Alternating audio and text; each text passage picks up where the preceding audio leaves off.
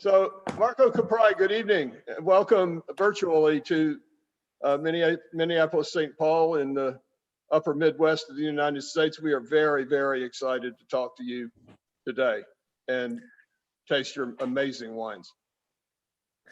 Thank you. It's a wonderful happenstance that in about 30 minutes, I'm going to be able to take this mask off. So I'm going to celebrate Maskless Day in St. Paul, Minnesota with you and your amazing wines. And I love that.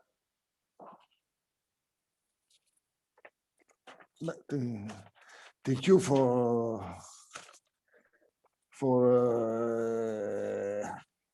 your appreciation at our wine.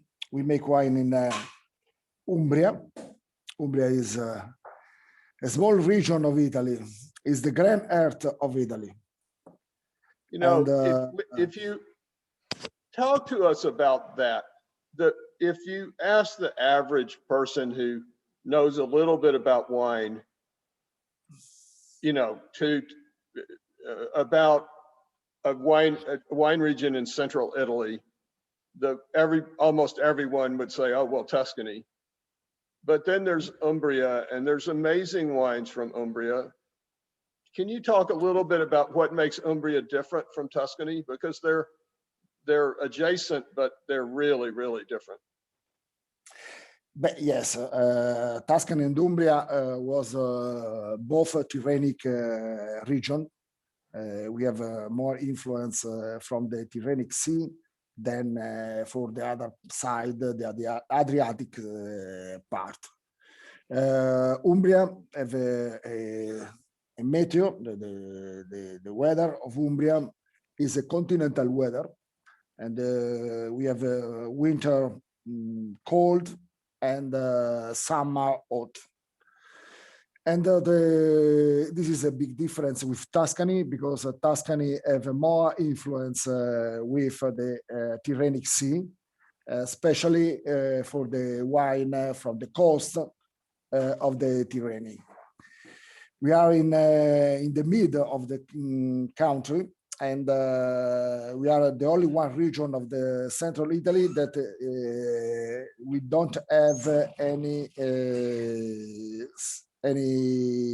side, any border with the sea. And we are closed from the Apenninic hills, the Apenninic mountains, that it's on our back, and divided, it's at the border of Umbria with the region of Marche. And in the other side, we have another mountains area that it's the Martani area. We are in the center. We are in the area of San Francis. Umbria is the region of San Francis. The region of San Francis is born in Assisi, and Assisi it's in front of our estate in Montefalco. Montefalco, it's up on the hill. It's one of the most interesting area for the production of wine, and especially for the production of the red grapes, that it's the Sagrantino. Sagrantino, it's an indigenous grape, is the most characteristic grape of Umbria, is an ancient grape that probably was arrived in Umbria many centuries ago, more than 6 or 7 centuries. And it's the really difference with the Tuscan wine, because Tuscan wine, the most diffused grape, it's Sangiovese. Other most interesting wine was from Merlot or Cabernet Sauvignon. But the big difference of Umbria, that Umbria have these special grapes. Sagrantino, it's a grapes with the most high quantity of polyphenol. It's a grape that it's the most rich of antioxidant in the world. There is any other grapes with the same quantity of antioxidant in the bunch, in the skin, and gave a wine with a very long longevity, and gave wine with a very important body. This is the Sagrantino. It's similar to the character of the Umbrian people. It's a strong grape and is closed, and it's a wine to discovery. It's not the first wine that you can meet in Italy, but when you arrive at Sagrantino, you arrived at the rootstock of Italy. Wow. Saint Francis is the patron saint of animals, is that right? Yes. Yeah. St. Francis is famous especially because it's considered the first ecologist of the story. He spoke with the bears. He started to speak of the importance of the water, and he called the water sister, sorella acqua. And it was important also because he spoke with the wolf. And there is one of the miracles of St. Francis that was to speak with the wolf. St. Francis, yes. With wolves? He spoke with wolves? Wolf, yes. Like lupus? Lupo. Huh. It was considered one of the miracles of St. Francis. Wow. And the legend is born close to Gubbio. Gubbio is one of the most beautiful cities of Umbria. It's a medieval village, and it's a village that all the house of Gubbio was built with the rocks of the area. And it's a fantastic city. And tomorrow is the festa del Patron, the patrons of the city, Sant'Ubaldo. And there is a very important run that it's called the Corsa dei Ceri, run of sort of candles. Huh. If water, well, Umbria, I want to encourage everyone to pour themselves a glass of the Grechetto as we get started. It's lovely. Yes, we are a specialist.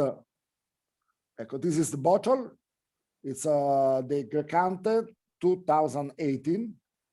Umbria, it's one of the characteristics of Umbria is that in Umbria we have some of indigenous grape, very, very interesting. One of them, it's the Grechetto. Another one for the white grapes, it's Trebbiano Spoletino, a different clone of Trebbiano, and especially for the red, the Sagrantino. Grechetto, it's in Italiano, it's a little Greek, small Greek. The name became from the tradition that until the medieval time, the most important wine, white wine that was commerced in Italy arrived from the Greece. And with the Greece wine arrived also the grape. And this is a clone of Greek grape that gave a bunch, a grape, small, and the name become from the grape. It's small, and it's an ancient grape from Greece. If Marco, if water is sorella aqua, is there a fratello something? Fratello Sole, sun is Sole, brother. fratello Sole, really? Wow. Yes, and it was the first ecologist poesy of the story. Quindi all the natural element, St. Francis spoke for first about all the natural element. Quindi the water, the sun, the land, and the animals.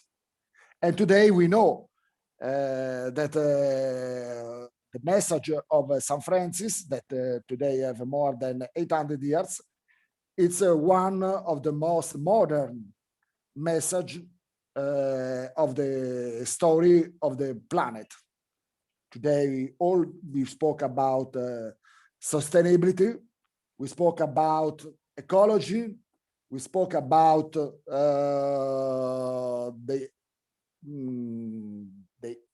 importance of the water and the possibility to have the water everywhere for the life. And it's the same message that St. Francis said more than 800 years ago. Quindi the tradition of St. Francis, the influence of St. Francis in Umbria is so big. And is so actually. This is for our green region, but it is also for the idea that that Umbria is a region where the spirituality, the spirituals, it's you can touch also today a big heritage of the spirituality of the most important some of the most important person for the story of the culture, the European culture. In Umbria, born two of the most important saints, and one is St. Francis, and the other was Saint Benedict. And we know the person that loved the wine know how was important Saint Benedict for the production of wine. And because the Benedettini was the orders that maintain the tradition of the art and of the food production in Europe when the Roman Empire collapsed. At the time of the invasion of the barbarian, the Benedictine that was born, St. Benedict was born in Umbria, they maintained the story of the humanity for the next generation. And we know that Dom Perignon was a Benedict friars. Quindi I mean, without Benedictine monks, without monasteries during the Dark Ages, yes, wine might have disappeared. Because it was the monasteries that kept the vineyards alive. And yes, and Umbria, Umbria was governed until the end of 18th century from the state of the church.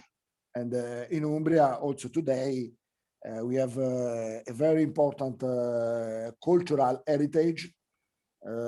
Some of the most important painters have worked in Umbria and left in Umbria their masterpiece, like Giotto, Cimabue, Perugino, Raffaello, Gozzoli, Beato Angelico. A big part of the Italian, of the story of the art, the world story of art. You are obviously a very proud Umbrian. Yes, because we are small.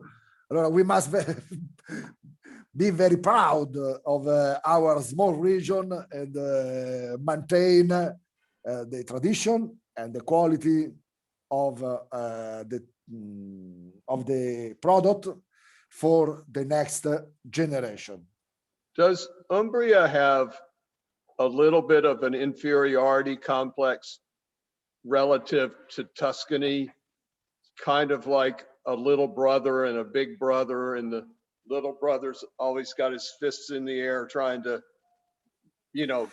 make his Yes, place. yes. Tuscany, it's a big brother. Umbria, Tuscany, and Latium have a part of the story together under the state of the church, and also for the production of wine, because we have not only the Grechetto, but also the Montefalco Rosso.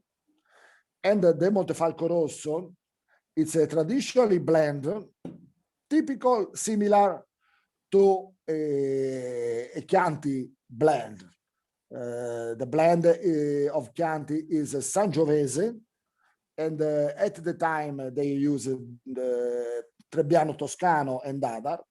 The blend of Montefalco, it's Sangiovese 70%, and 15% Merlot, and 15% Sagrantino. And the part of Sagrantino gave a more structure, more color, but also gave it to the wine more elegance. And the Montefalco Rosso, for the time, was a Super Tuscan before the time of Super Tuscan, right? Because was a blend without Trebbiano, and in the blend, just in the 70 years, was permitted to use the part of Merlot, especially the part of Sagrantino. This is a 2016. 2016, it's considered in by the tasting of some of the most important wine of the center of Italy, the special vintage of this small young century. Well, one of the topics that has come up in these conversations we've been having is it seems like there's a standard bearer, a vanguard producer for each region, that Angelo Gaia changed winemaking in Piedmont. Nico Incisa della Rocchetta changed winemaking in Tuscany. Robert Mondavi changed winemaking in California. Nicholas Catena changed winemaking in Argentina.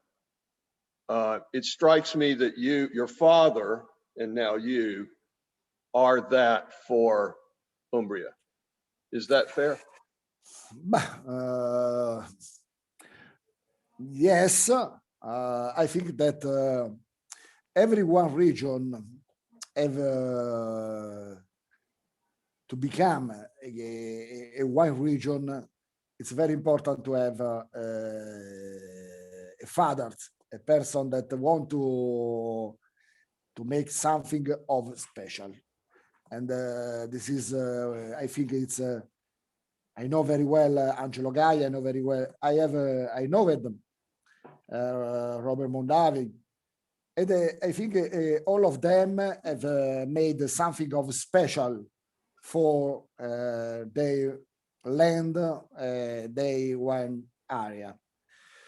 We started to work in Montefalco in at the beginning of the 70 years, my father. And I started at the mid of the 80 year. Quindi I worked on the area, was more than 35 years now. And I have worked especially on the, with the idea to maintain all together the land, Montefalco and Umbria area, with the grapes, Grechetto for the white wine and Sagrantino for the red wines, and the style, the producer. And because the producer gave the part of a personality, gave the part of a special message about the culture that of the wine, about the culture of the taste, and about also today it's very important for a wine area, about the culture of hospitality. And this characteristic, all of this characteristic all together gave a project. And if the project is the passion and the project it's strong, with the time, with the year by year, become a wine region of the world. There's a pretty well-known story about Mr. Mondavi and Angelo Gaia, who were very close friends.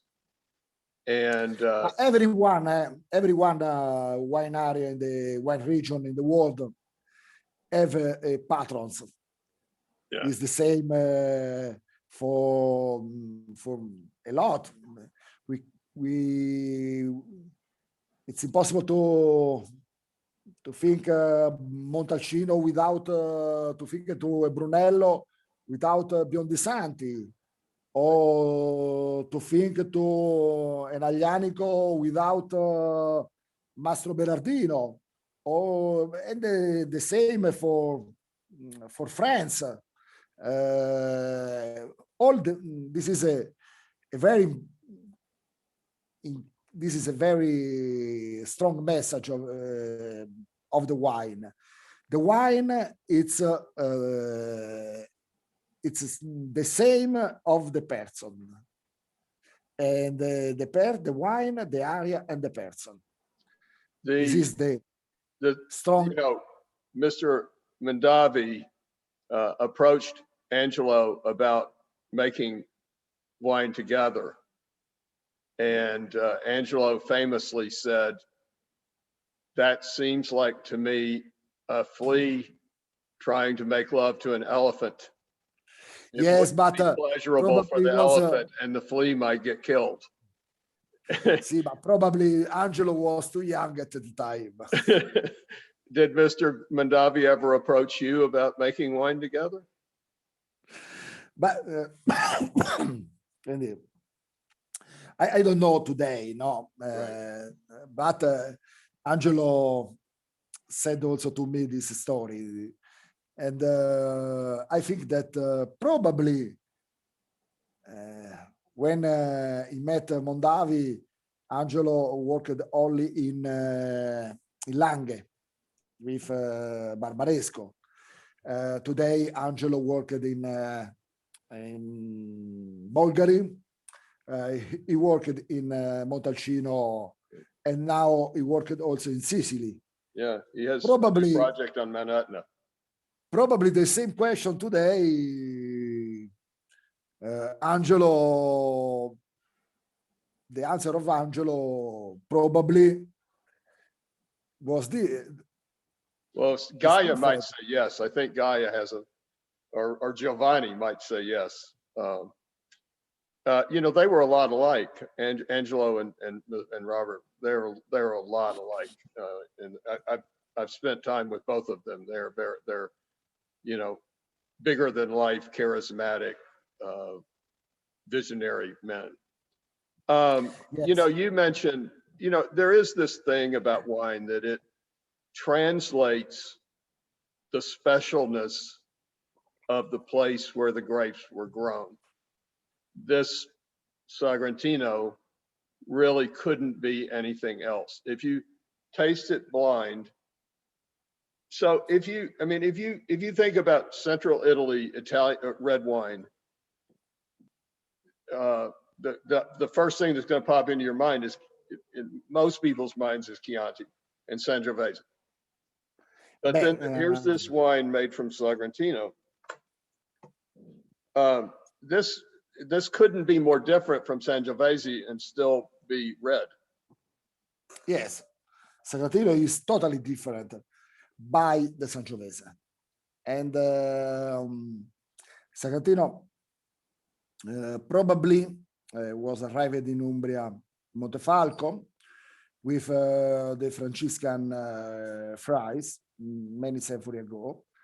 The name became from the Latin desinence sacer, quindi probably was used for the liturgical moment of the church. And the people of Montefalco saved the grape because they considered the Sagrantino a special grapes, not a grapes for to make wine for every day. And today we know that Sagrantino have the most high quantity of polyphenol in total, the antioxidant, but many years ago, they don't know this. But they know that it was so special. And they make a very small production generally, because for the wine of every day, there are the Montefalco Rosso, the Sangiovese. For the special wine of the special moment of the family, they used the Sagrantino, and they have conserved, every family have conserved a very little number of plants of Sagrantino for the production, for the family production, and stop, not for the commercial production. It was a wine very important for the story of the village. Today we know also other about the Sagrantino, that the Sagrantino is one of the grape with the most high long capacity of life. We can drink the wine that have more than 20, 30 years. And today they was so young. And this is a very important characteristic, because old is the first characteristic of the great wine of the world, the longevity. And other that Sagrantino, how is it so special? Special for the flavor. The flavor of Sagrantino is very different to the flavor of Sangiovese. Red fruit, blackberry, raspberry, and a taste of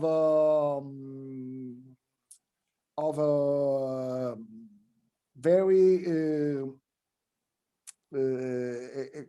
like the pine, the mountain's pine, very high notes, not typical notes, only the fruit.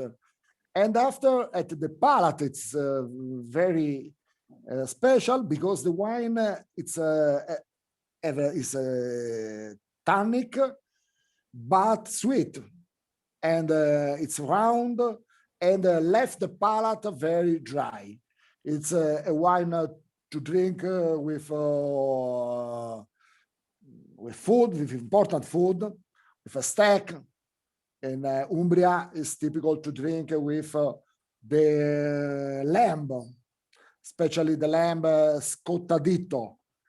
It's the typical rack of lamb cooked on the barbecue, and it when it's so hot, and is also typical to with the duck, the roasted duck, and with another specialty of Umbria, it's the extra virgin olive oil, and with a sauce of the roast and the olive oil.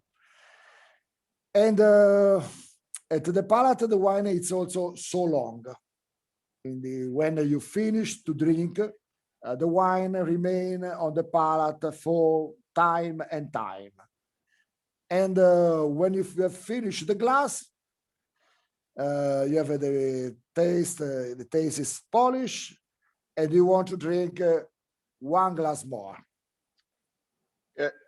The signature dish at a restaurant that I owned several years ago was rack of lamb. We rubbed it with Dijon mustard, and then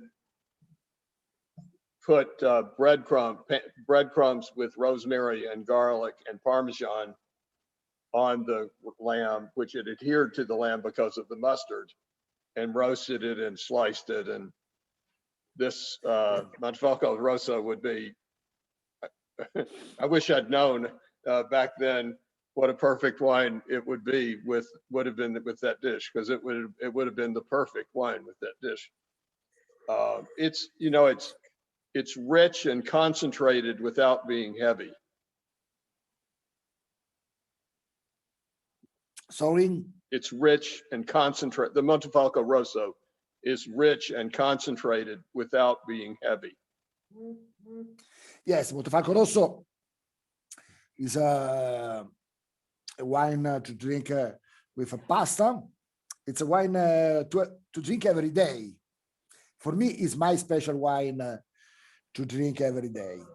And also the Montefalco Rosso, it's a medium full body, and have a good tannino.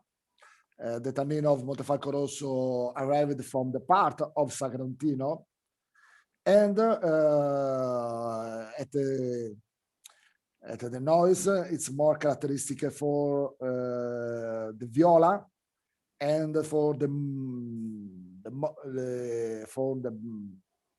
strawberry. We haven't really talked about the Grechetto, which I think is just fantastic. We had a conversation, I think last week, with an Amarone winemaker who said that he thought the best food with his Amarone was raw prawns, raw langoustines, just drizzled with olive oil. And it actually says that on their website, that the perfect food pairing with their Amarone is raw prawns. That makes absolutely no sense to me. I can't imagine how that actually would work. But this wine with raw prawns drizzled with olive oil and sea salt would be sensational. Yeah. Yeah, ecco, Amarone is a different taste, quindi is a little more selvaggia, quindi wild boar probably it's better than lamb. For Sagrantino, it's better lamb, and it's more easy to try in a table in US than the wild pork. Right. Well, we did end up that he said that he really thinks the best dish is a risotto with a little depression made in the middle that you pour some of the Amarone in and eat the risotto with the Amarone and drink the Amarone.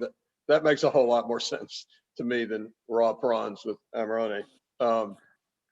Although his Amarone is fantastic, but this Gricchetto is just delicious. It's, you know, it's medium bodied, it's rich and kind of viscous, textured, layered, Yes, nice acidity, a little minerality, kind of smells like a Bosc pear.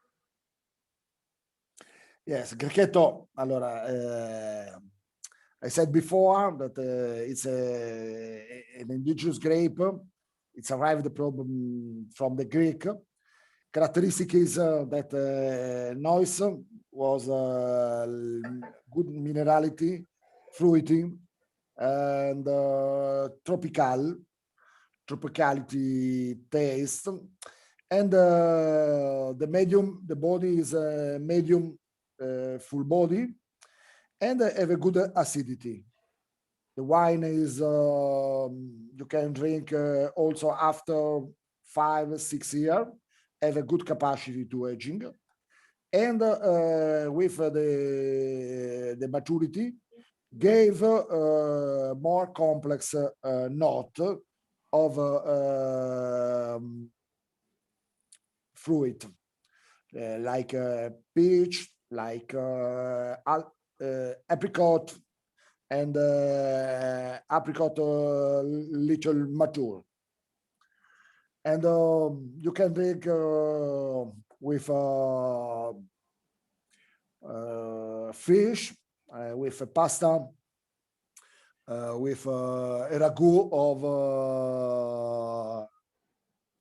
of spigola or of sibas, or with you can drink also with a typical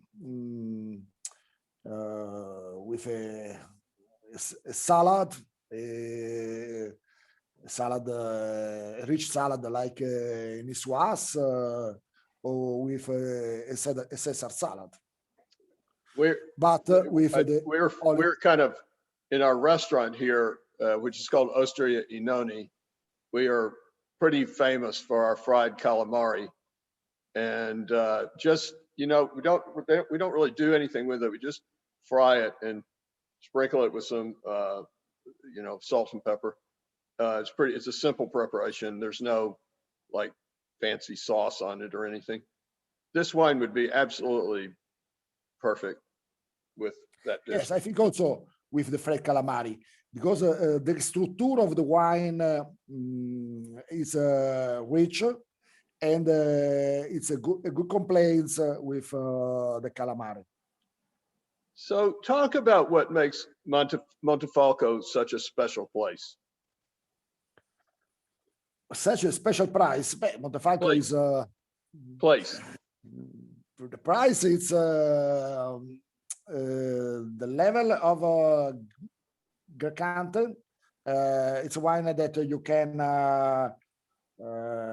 both at the restaurant for about $30. Marco, yeah, I think you misunderstood me. I didn't ask why the special price. I asked what makes Montefalco such a special place.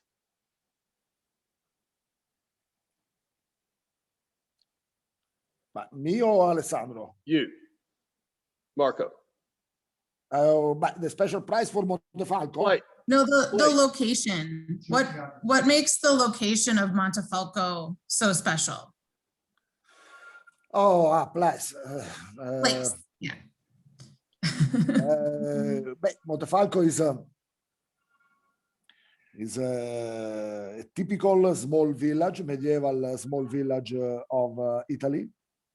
We are up on the hill, because Montefalco, it's up on the hill, it's 500 on the sea level.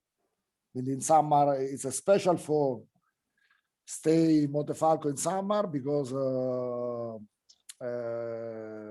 you have a very, the night is not too hot, and you can restore the spirits and the body after a long year of COVID and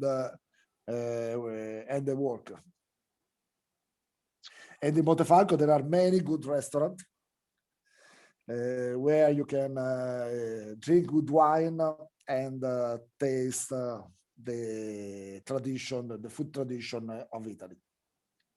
Well, that sounds like an invitation to me. Yeah, why not? This wine is amazing. The Colopiano is amazing.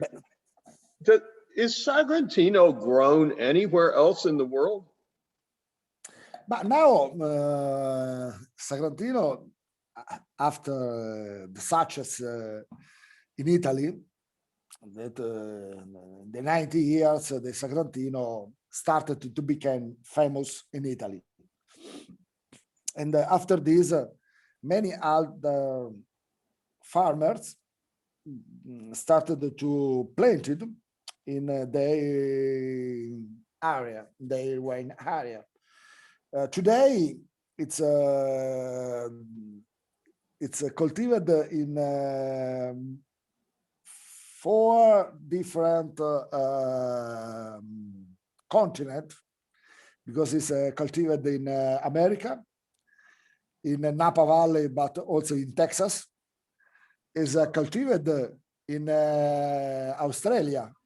In Australia, there are more than 40 producers of Sagrantino. Really? Wow. It's cultivated in South Africa, in Argentina, and also in some other winery in Italy and in Europe, in south of France. Quindi today, it's many other producers started to taste, to produce something with the Sagrantino. And I think that this is also important for us. It's different, but all the world produce Bordeaux blend, but Bordeaux remain Bordeaux. And all the other Bordeaux remain the benchmark. Echo. And I think that also this for us is the same.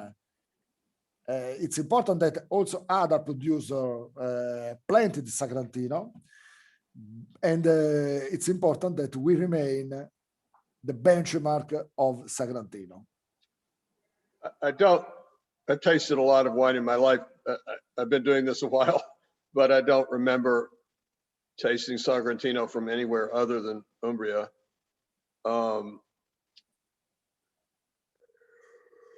If I have, it wasn't memorable. This wine is 6 years old. Is 2015 a great vintage in Sagrantino? I mean, in Montefalco, as it is in Tuscany? Is it do you consider it a? Yes, allora, in the center of Italy, this was an exceptional situation, story that the 2 vintage, 15 and 16, was Tuscany, in Umbria, exceptional, both exceptional. And for us, it's 5 stars, 15, and 5 stars, 16. This is a really extraordinary wine, the 2015 Colopiano. It's 6 years old. It is way young. You know, to sound like a millennial, it's way young. I mean, I should have opened it last night, or 3 days ago or something, maybe. It is so intense. It is so tannic. I think on your website you talk about that. Yeah, you talk about how there's a commonality with Barolo, with this intense tannic nature of the Sagrantino. This wine is tannic like a Barolo, But but nothing like Barolo because it's so rich and full-bodied and powerful and masculine, none of which Barolo is. Beh, infatti, Sagrantino it's something little more. And when you have tasted the other wines, other exceptional wines, or very good wines, the Sagrantino gave to you something of more rich and more concentrated of the other. In the Sagrantino, it's one wheels more, and it's when you can change the taste. This is the really characteristic. It's different to the other, and and this was also for us the big challenge at the beginning. How was possible to explain the characteristic of Sagrantino, and because it was a very powerful wine, a very tannic wine, a very aggressive wine. And we have worked for many years about the maturation and about the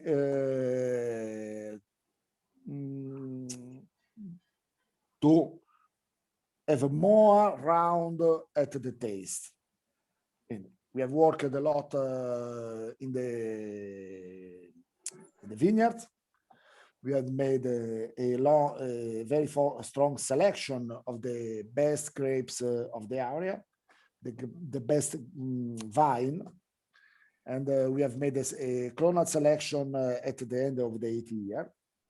And we have selected a group of clone that was adapted for the production of high quality wines.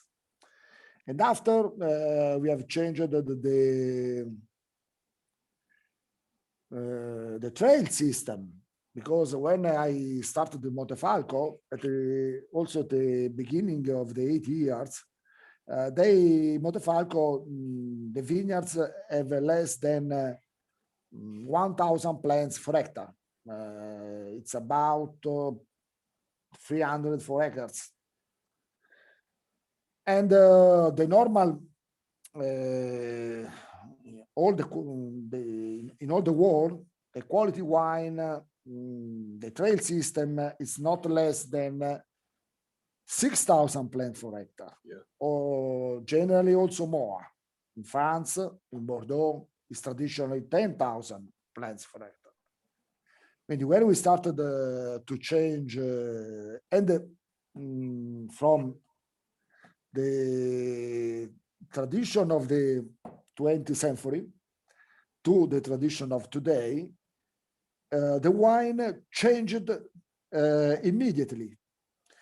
Before, the harvest of the Sagrantino was the last one at the end of October, also in the first decade of November. Today, the harvest of Sagrantino is the last decade of September. And we have a fruit more mature and with a physiological maturation. Right. Before they have a maturation for later harvest. And the palate was different. We have worked a lot. And after, we have also discovered in a document of the 18th century that in Montefalco, the tradition of the 18th century was to plant the Sagrantino with 10,000 plants per hectare. Quindi, after the use, when they started to use the track in the vineyards, they have changed the trail system. But with the change, they have lost a large part of the quality part of Sagrantino. When at the middle of the 80 years, we have made a fantastic project with the University of Milano. And we started with the clonal selection. We changed the trail system. We started to work in a different way. And the wine started to change with us year by year. And today, it's a wine that is more similar probably to the wine that the people in Montefalco drank in the 18th century, than the wine that drank in the 17th years. At the same, we have discovered that in Montefalco, until the 18th century, was traditionally to fermented the Sagrantino in a small barrel. And today, the last 15 years, we have started to ferment the Sagrantino in the small barrel. Quindi, the story of the quality of a wine is the story of the quality of the person and the person that we met year by year, because also the critic is very important for us, because they said to us what is good and not good, and help the producer of wine to make a wine better year by year. You know, I do want to point out to the average person, you know, people watching this tomorrow night, you don't plant 10,000 vines per acre in order to increase the quantity of wine you make. No, because you plant 10,000 vines per acre so that the vines will think they're fighting with the vine next to them for nutrients and make smaller berries and more concentrated juice, and therefore better wine. It's actually the opposite of trying to make more wine. It's trying to make greater wine. Yes. Because the vines think they're going to die, because that other vine's trying to get all the nutrients. They're not going to get any. So they make more profound grapes. Yes, because you have more competition between the rootstock of the plants, but you have also more balance on the plants, because when you have a high quantity of plants per hectare, the plants, you cut the plants in a small model. And you don't have more than 4, 5, 6 grapes a plant. Is the quantity for the production of less than 1 bottle. Right. In 1 hectare produce about of this characteristic produce about 5,000 bottles a hectare. Which is 2.5 acres. This is wine very rich of structure, concentrated wine, bold wine. Is different the production for the same quantity of land of a Grechetto, and is different the production for a Trebbiano. Not all the grapes have the same characteristic, and not all the wine. There are wine for a special taste, for a taste of big food, and there is a wine to drink when you met a friend, when you want to spoke with a friend in a easy way. We had one of these conversations with you mentioned critics. We had one of these conversations with a very famous chef about a year ago. And he said that, you know, when you get 3 stars from the Michelin Guide, it's for what you were doing about a year and a half ago. And you'd better be doing the same, doing as well or better today, or you don't deserve the 3 stars that they're getting ready.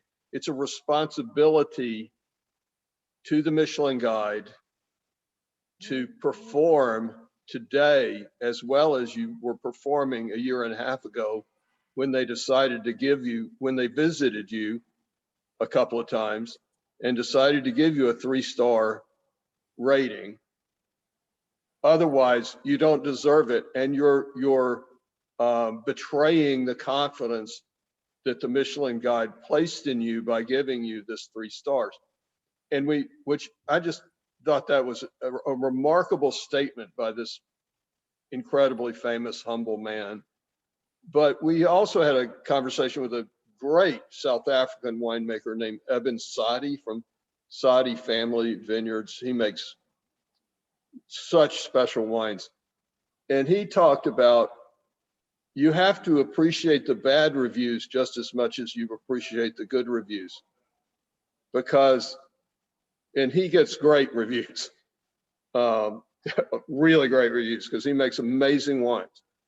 But he said, you know, again, when I get a 98-point rating or 100-point rating or something, it's for what I was doing 3 years ago.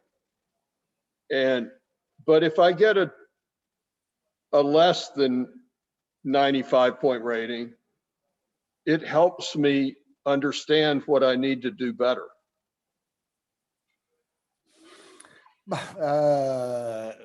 Same then for the Michelin 3-star and for the other producer,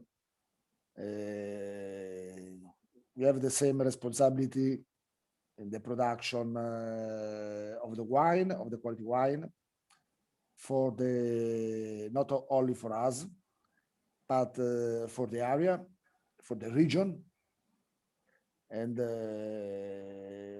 it's a very year by year is every year a great challenge to maintain the very high level.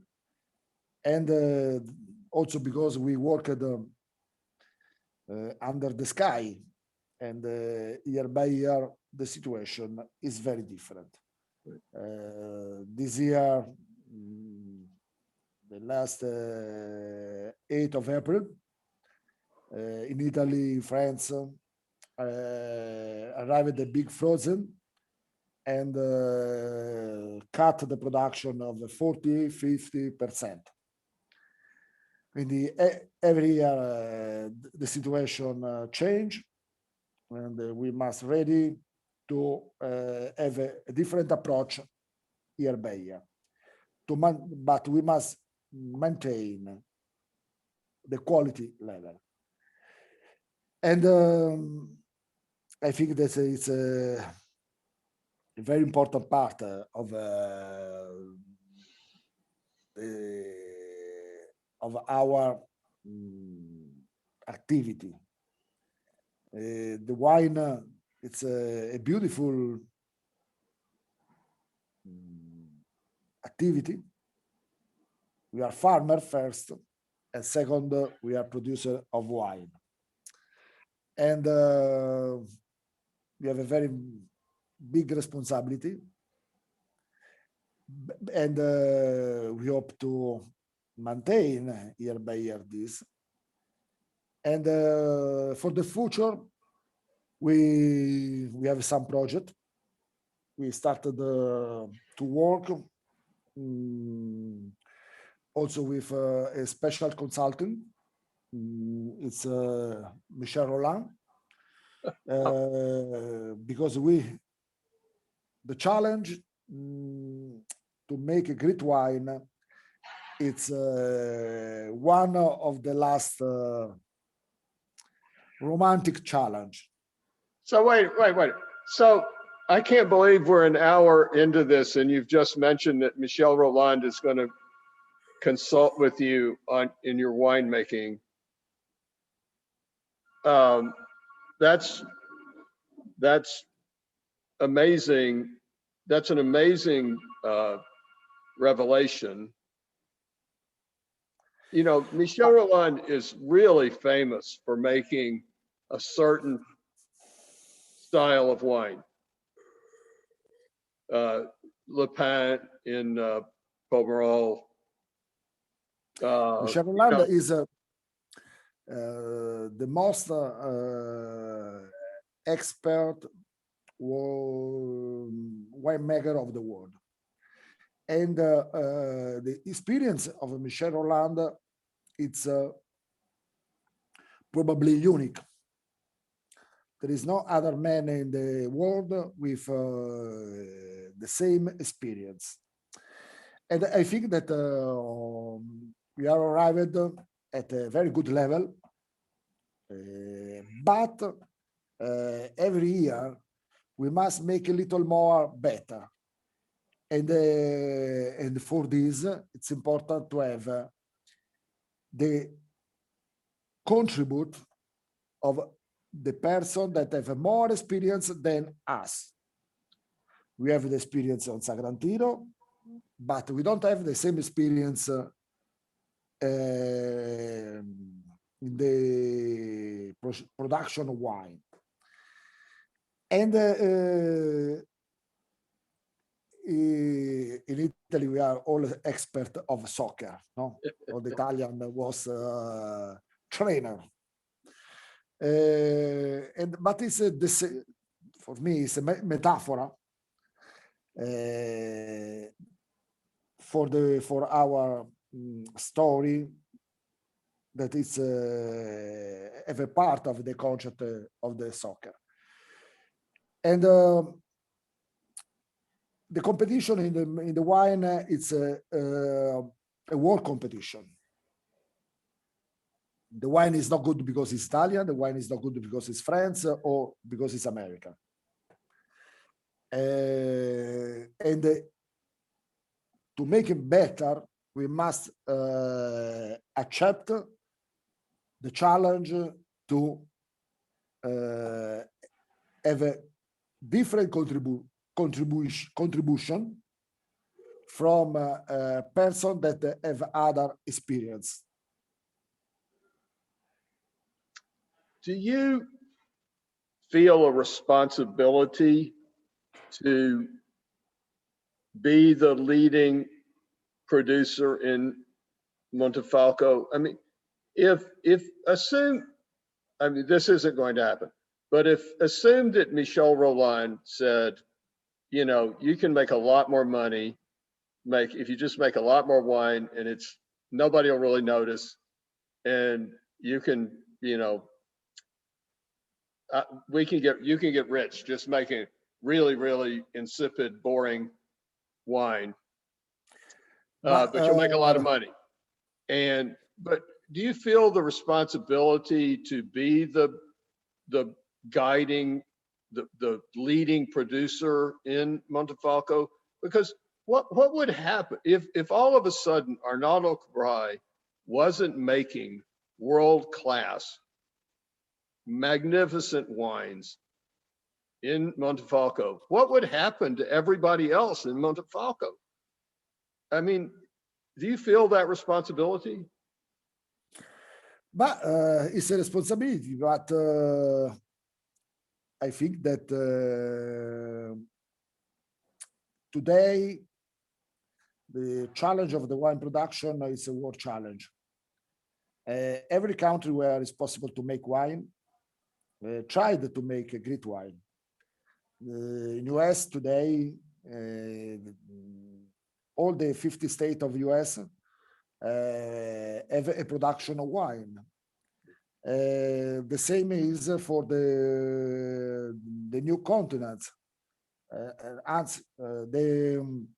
The the wine gave to some country a new opportunity for tourism, for to promote the state and the region. Quindi, this is the same for the old Europe, where the challenge it's very, very strong. We have in Europe we have the three most important producer: Italy, France, Spain, and there are many producers with different approach and a different culture. The wine it's a magic drink. It's something of inside in a glass of wine. There is the story of the man, the story of the region, but there is also the different culture of a production. Michel Roland, it's a gentleman of wine. For my experience, it's not too expensive. It's not expensive. It's not too expensive. And we met 2 times a year. We taste together. And every time that we taste together, one in Montefalco, one in Bordeaux, at the end of the tasting, we have discovered something of new, and we have imparare. We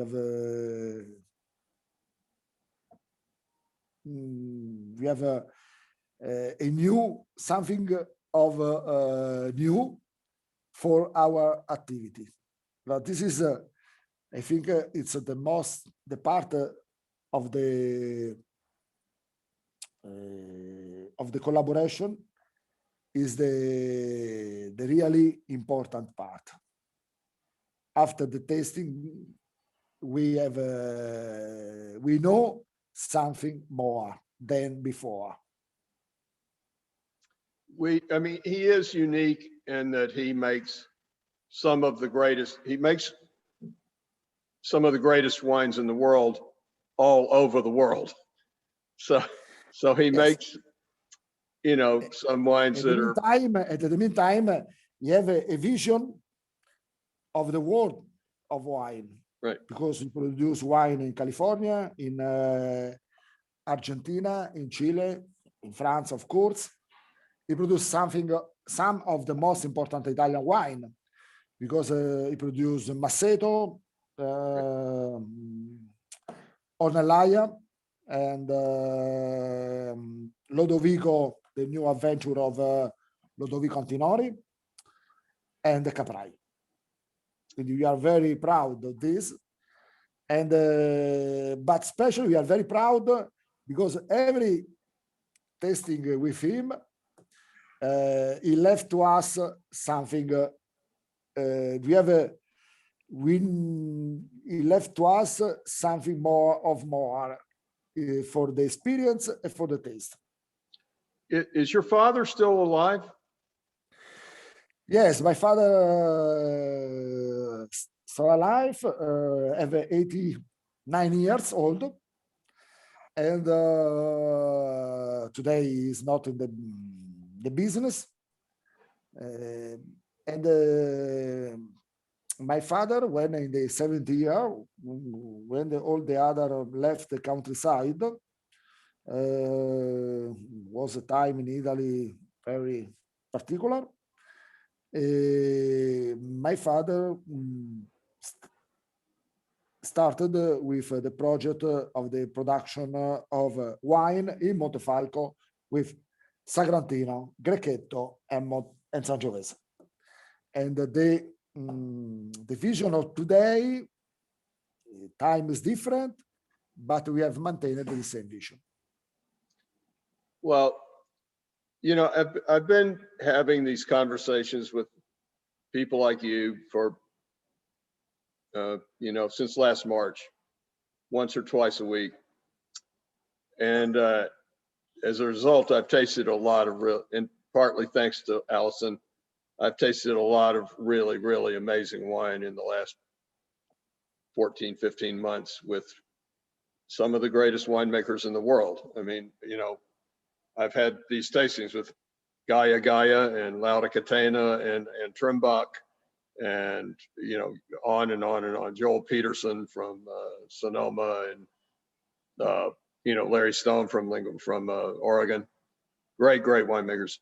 And so I've been lucky. I've tasted a lot of really great wine during this program. This wine, the Colopiano 2015, is the most, it is to me, one of the most exciting wines I've tasted during this year plus. It is an extraordinary wine. You know, it's just, well, so thank you. Thank you, Allison. Thank you, Marco. Thank you, Marco, for making it, and thank you for the opportunity to taste it with you. It's an eye opener. It's a, you know, very, very special bottle of wine. Thank you to you. Hope to see you in Montefalco. Well, I hope when the world returns to normal, if you can ever come to Minneapolis, St. Paul, try to come in the summer, late spring, summer, or early fall. Don't come in February because it's not fun. Now, we hope that after June, July, yeah, open the sky, open the flight to US and to Europe. Well, we would really love to have you here and have a tasting of your wines again in person with our friends, because this is you just make really special wines, and I think that's the thing about they have a specialness. You know, if I tasted the Colopiano blind,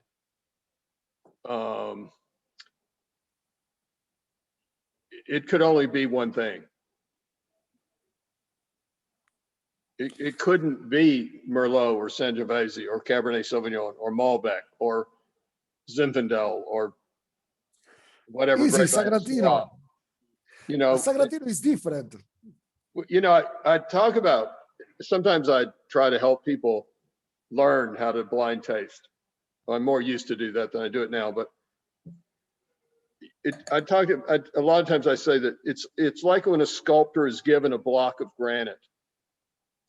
And a lot of sculptors say that when they are given a block of granite or marble or whatever it is, that what they do is they remove everything that seems like it doesn't belong, and then they end up with, you know, a piece of art. And if you blind tasted this wine, if somebody handed you a glass of this wine and you started eliminating the things that it couldn't be, you know, it's not white, it's not rosé, it's not sparkling, so it's red. Is it Pinot Noir? Absolutely not. Is it Merlot? Absolutely not. Is it Cabernet Sauvignon? Absolutely not. Is it Malbec? Absolutely not. Is it Zinfandel? On and on and on. So then you get to the end of the list of all the most obvious grape varieties, and then what would you say? So it's this powerful, masculine, dark, concentrated, rich, young, old world wine. What could it be? It could only be this. And I'm not saying that I'm a gifted enough blind taster that I would arrive at Sagrantino, Montefalco, but it really could only be what it is. It couldn't be anything else. It couldn't be. I mean, if you were lucky enough to guess Italian, Well, it can't be Barolo, it can't be Barbaresco, it can't be Chianti, it can't be Brunello, it can't be Primitivo or, Norello Muscolese. It can only be what it is. That's specialness. But this is also the great characteristic of the Italian wine. Everywhere in Italy, from the Alps to the coast of North Africa, you can taste something of different, something of special, with a special and different food. Italy is a long country, from the north to the south, to the sea, and gave a wine very different. In many, Italy is the country of biodiversity. We have more than 500 different quality wine. And it's the world drink 80% of the wine that we drink in the world is made with less than 10 grapes. Quindi the characteristic, the opportunity for Italy, it's incredible. And last, ecco, this is the characteristic of Italian wine. It's to drink something of special in all the region. Yep. Well, that is a great moment to end on. Thank you, Marco. This has been absolutely fantastic. The wines are absolutely fantastic. I love the Sorella Acqua Fratello Sole perception. That's so fantastic, and I'm going to remember that for a lot. I'll remember that forever. It's a beautiful representation. But you must know also this, that Umbrian is a twin sister, the region of Umbria is twin sister with California, the state of California. Because the state of California, the engine of the state of California, is Franciscan. Oh. Wow. The city of California have the all Franciscan name. San Francis. Oh, yeah. Okay. Wow. San Diego, Sacramento, Los Angeles, the complete name is Santa Maria de Los Angeles. That it's a little fraction under Assisi. Huh. Well, thank you. Anyway, Marco, thank you so much. Allison, thank you so much. This has been absolutely fantastic. Grazie mille. Ciao. Ciao. Grazie. Grazie, ciao. Have a good weekend. You too. Thank you so much.